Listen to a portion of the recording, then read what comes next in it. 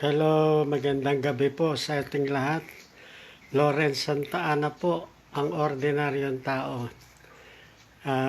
Isyong panlipunan po ulit tayo ngayon. Medyo exciting po aking tatalakayin ngayon. Tungkol po dun sa nakaraan hearing pa rin dun sa Senado na dumalo si Ginoong Lito Lapid, also known as Leon Guerrero. Ayan. Pero bago lahat, paalala ko na naman sa mga politiko o leader natin. Lalo na sa iyo, Mr. Lito Lapid, Mr. Leon Guerrero. Pakinggan mo to, sasabihin ko sa iyo. At intindihin mo, Mr. Lito Lapid, also known as Leon Guerrero. Public office is a public trust. Ang lingkod bayan dapat hindi balat sibuyas. May kasabihan, kung ayaw mong mainitan o mapaso, lumayo ka sa kalan. Meaning, o ibig sabihin, kung ayaw mong napupuna ang mga salitang lumalabas sa matabil mong dila, ayaw mong napupuna ang mga kilos at galaw mo, huwag kang pumasok sa politika. Huwag kang pumasok sa serbisyo publiko. Wala kang karapatan magreklamo. Wala kang karapatan magalit. Wala kang karapatan mapikon kung pinupuna ang mga salitang lumalabas sa matabil mong dila at kung pinupuna ang mga kilos at galaw mo. Ginusto mo yan na maupo sa pwesto mo na yan.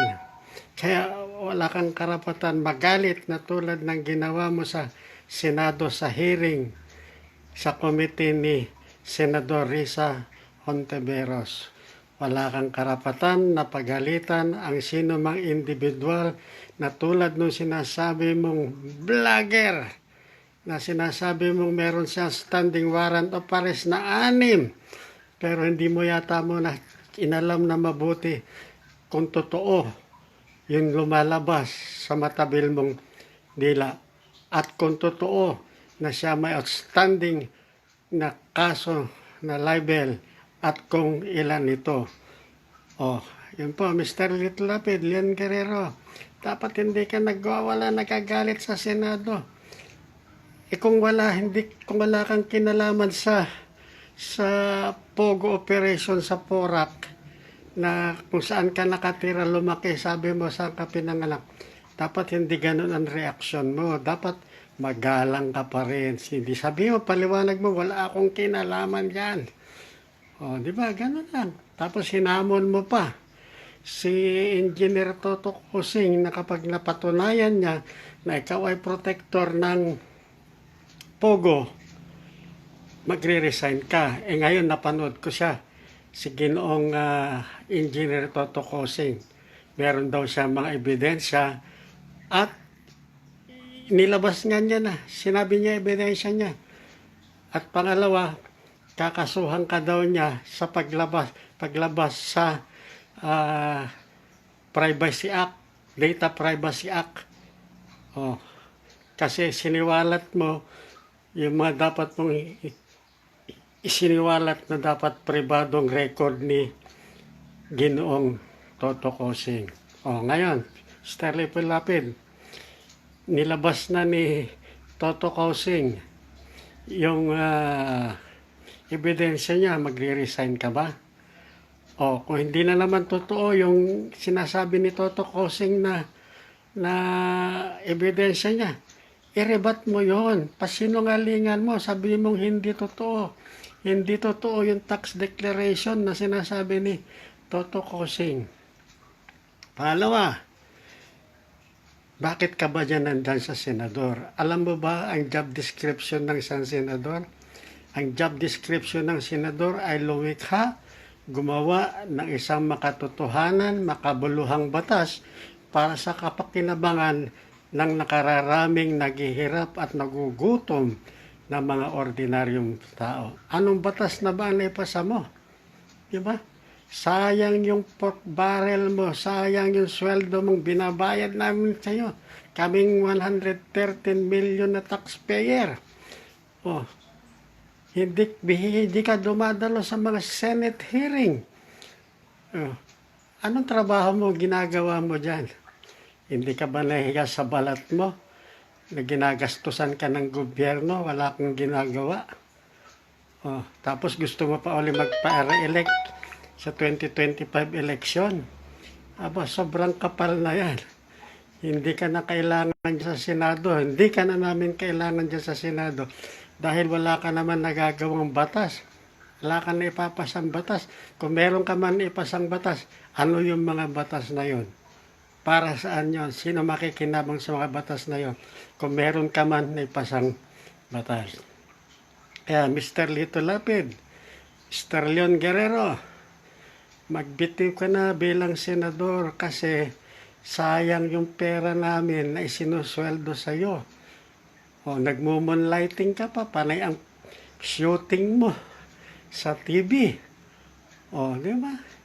Imbes na yung ginagawa mong oras sa pag-shooting, dapat nandun ka sa Senado, kahit paano, pinag-aaralan mo yung mga batas. Pinag-aaralan mo kung ano yung mga batas na dapat mong isulong o ipasa para makatulong sa mga naghihirap na mga Pilipino. O, ito lang po, yun lang, maiksi lang po yun.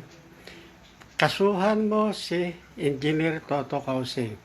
Kung iniisip mo na siya ay siniraan niya ang pangalan mo, siniraan niya ang bayan mo, kasuhan mo siya at sa korte kayo magharap. Doon mo patunayan na mali yung mga pinagsasabi ni Toto Kausing. Pero para sa akin, personal ko, sayang yung binabayad kong buwis na napupunta sa iyo bilang pork barrel at sweldo mo at mga iba pang benepisyo. O, yun lamang po. Hindi ka karapat dapat sa Senado, mag-resign ka na. O, mag-resign ka na. Sayang. Sayang. Ang pera ng bayan na binibigay sa iyo, nakapakinabangan mo. Yun lamang po. Maraming salamat. Maiksi lamang po to. Dahil nakaka-insulto tong Leon Guerrero na to. May pork barrel, may sweldo, walang ginagawa. Hindi ba korupsyon yan? Hindi ba pagnanakaw ng pera ng bayan yan? Wala kang ginagawa. Oh, yun lamang po. Magandang gabi po, Lawrence Santa Ana. Tandaan mo, Mr. Leon Guerrero, public office is a public trust. Dapat ang lingkod bayan, hindi balat sibuyas. At may kasabihan, kung ayaw mong mainitan o mapasok, lumayo ka sa kalan. Ibig sabihin, kung ayaw mong napupuna ang mga salitang lumalabas sa matabil mong dila, ayaw mong napupuna ang mga kilos at galaw mo, huwag kang pumasok sa politika. Huwag kang pumasok sa serbisyo publiko. Huwag mo na uling gagawin yung ginawa mo sa Senado. Pinapakita mo lang na wala kang alam sa iyong responsibilidad, sa iyong tungkulin, na ang dapat trabaho mo, gumawa ng batas, maglimbag ng batas para sa kapakinabangan ng nakararaming naghihirap at nagugutom na mga ordinaryong tao. Yun lamang po, magandang gabi po, Lawrence Santa Ana po.